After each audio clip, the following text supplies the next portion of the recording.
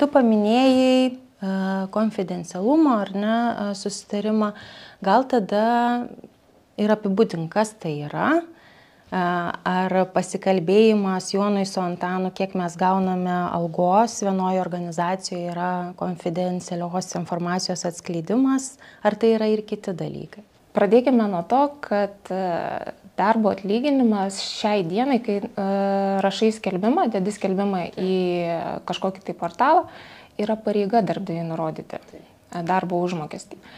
Tai ta konfidenciali informacija, ar tai yra atskleidimas ar neatskleidimas konfidencialios informacijos, visų pirma, reiktų žiūrėti, kas yra konfidenciali informacija.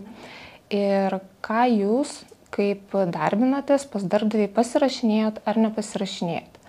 Tai tarkime, konfidencialios informacijos apsauga yra papildoma sąlyga. Tai arba jinai gali būti įtraukta į darbo sutartį, arba gali būti sudarytas atskiras dokumentas, ar ne? Ir prie konfidencialios tos informacijos, jeigu tai atskiras dokumentas, yra pridedamas sąrašas, kas tai yra konfidenciali informacija įmonėje, kas laikoma, arba tai įtraukiama į darbo sutartį. Tai dabar tai reiktų žiūrėti, kas tas yra konfidencialios informacijos sąrašas, ar ne, tarkim. Tai konfidencialios informacijos pagal teismų praktiką tokios išskiriamos 4 grupės. Kas tai yra? Tai yra komercinės paslaptys, specifinė informacija, kuri nėra laikoma konfidencialia informacija, tarkim, bet taip pat yra saugoma. Taip pat yra informacija, kuri kaip ir būtų konfidenciali, bet kai darbuotojas ją sužino, jinai tampa jų gebėjimų, įgūdžių ir kompetencijų dalimi. Ir dar viena informacija, tai kuri yra gana lengvai ir viešai prieinama. Tai vat yra šitos 4 rūšys. Dabar tas, ką saugo darbdavys, jis turi nurodyti konfidencialios informacijos sąraše. Tu ją gali, tarkim, išsitraukti iš registrų centro puslapio, tu ją gali gauti tam tikrą informaciją dalinę finansinės atskaitomybės rekvizituose gali gauti, žinai, ir matyti tam tikrus skaičius. Tai darbdavys dažnai ją įsitraukia į konfidencialios informacijos sąrašą, bet ar tai reiškia, kad darbuotojas atskleidęs tam vieną ar kitą informaciją, jam būtų taikomas kažkokios tai teisinės pasekmės, tai greičiausiai tai ne. Šioje vietoje nepaisant to, kad yra įtraukta į sąrašą. Dabar tarkim, dėl tiekėjų pavadinimai, sąrašai, asmenys, kontaktiniai asmenys, kažkokios tai dėrybos, metodai vedimo, sandoriai kažkokie galbūt, projektai, kažkokios tai strategijos, kas gali būti irgi įtraukta į konfidencialios informacijos sąrašą. Kas dar gali būti?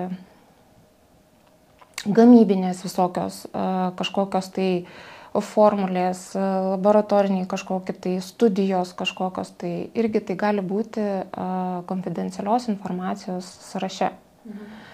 Bet, tarkim, kaip aš minėjau, viena grupė, kur buvo informacija, kurią darbuotojas dirbdamas gauna ir jinai tampa darbuotojų įgūdžių, kompetencijų ir žinių dalimi, ar ne? Tai jinai taip pat gali būti įtraukta pas darbdavį konfidencialios informacijos sąraše, tačiau darbuotojas realiai ją turi saugoti, kol dirba toje įmonė. Šiaip iš esmės. Kai jisai išeina, jeigu jisai yra pasirašęs tik konfidencialios arba konfidencialios informacijos, tarkim, apsaugos sutartį, jis realiai neturi pareigos ją saugoti ir gali nuėjęs pas kitą darbdavį ją naudoti, nes tai yra jų įgūdžių ir žinių ir kompetencijų dalis jau tapusi. Ką sukaupė vienoj darbuotojai? Taip. Šioje vietoje būtų problema jau ją naudoti, jeigu darbuotojas būtų pasirašęs nekonkuravimo susitarimą. Tai va šitoje vietoje jau atsirastų trigeris, kur jisai negalėtų naudoti tos informacijos, priklausomai nuo sąlygų, jeigu toksai yra. Tai specifinė ta informacija, kuri minėjau, tai jinai labai artima yra komerciniam paslaptim. komerciniam paslaptim, bet jinai nėra antiek slapta, kad ją būtų galima laikyti komercinę paslaptim, tarkim, informaciją. Ir ta specifinė informacija, jinai yra, ją galima atskirti nuo darbuotojų įgūdžių, tų žinių ir kompetencijų. Jinai net, kai tu ją sužinai ir tu ją naudoji, jinai netampa dalimi to. Tai va už tai jinai yra bet kokiu atveju, ta prasme, saugoma, jeigu yra pasirašyta konfidencialumo susitarimas arba darbo sutartyje, jeigu yra įtraukta. O komercinės paslaptys, tai kas laikoma komercinė paslaptimi, tai komercinės paslapties tokia informacija duomenims būdingi tokie požymiai: slaptumas, vertingumas ir darbdavio pastangos ją išsaugoti. Tai va tas slaptumas ir vertingumas jie vertinami paprastai kartu, nes tu saugai tas, kas yra vertinga ir slapta, ir jos tas vertingumas atsiranda todėl, kad jo nežino kita šalis, ar ne, ir tu turi kažkokį tai rinkoje pranašumą. Tai ir tavo, aišku, darbdavio pastangos, kad ją išsaugot. Tai yra komercinė laikoma paslaptimi. Ir dabar dar į ką reiktų atkreipti dėmesį, ne visi darbdaviai pasirašo tuos konfidencialios informacijos susitarimus dėl apsaugos, ne visi įtraukia į darbo sutartis.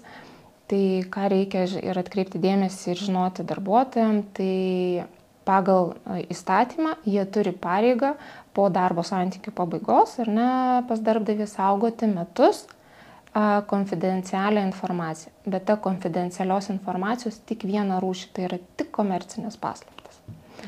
O komercinės paslaptys, kad ją saugoti, tai darbdavys turi pareigą jį supažindinti. Kas yra komercinės paslaptys? Turi būti pasirašytinai supažindinta, kad turėti pareigą ją saugoti. Darbdavys turi dėti pastangas pats ją saugoti, įvairios slaptažodžiai, kažkokie tai prisijungimai, kažkokios tai kompiuterinės programos, pažymėjimai, tas pats supažindinimas. Nepakanka sudaryti, tarkim, konfidencialumo susitarimą ir įtraukti, ir kad šalis būtų pasirašiusi. Tai nėra pakankamos darbdavio pastangos išsaugoti informaciją. Turi būti daug daugiau ir turi būti pagalba darbuotojai, kad padėti supažindinti gal kažkokią konfidencialios informacijos naudojimo tvarką, supažindinimo tvarką, kaip su elgtis ir panašiai. Tai turi būti pastangos tiek iš vienos, tiek iš kitos pusės, kad ją būtų galima saugoti.